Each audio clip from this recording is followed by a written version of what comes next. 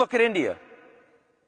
In a world that lacks leadership globally, Asia has a lot of leadership locally.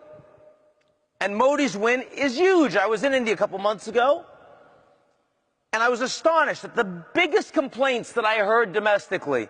I heard that Modi's traveling too much, spreading himself too thin, not able to follow up as much as people had hoped.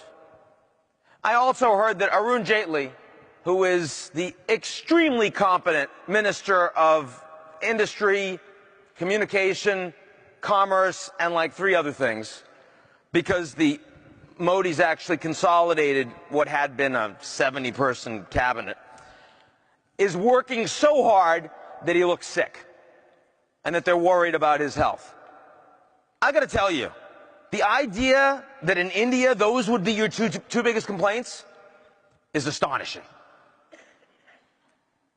Right? I mean, this is a country that never had leadership of a party, and now you have Modi that actually controls the BJP. This is a government that actually shows up for work.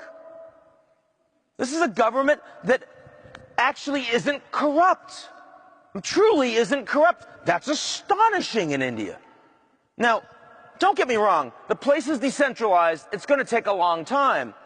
But you have a good 9 chief ministers of key provinces along the Western Industrial Corridor.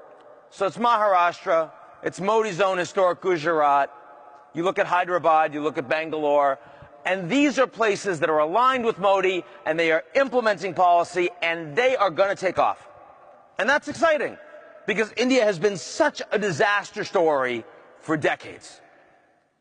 So you look at major economies in Asia, and despite all of these geopolitical tensions, it actually looks pretty good in the near term. Now, I do believe that longer term, India's rise will make it very clear that it's the China-India conflict that we have to worry about, not China-Japan. Because the Japanese are not going to build a meaningful military. Their population is shrinking. They're not competing with the Chinese economy, and they won't be over the long term. They're at very different stages of development.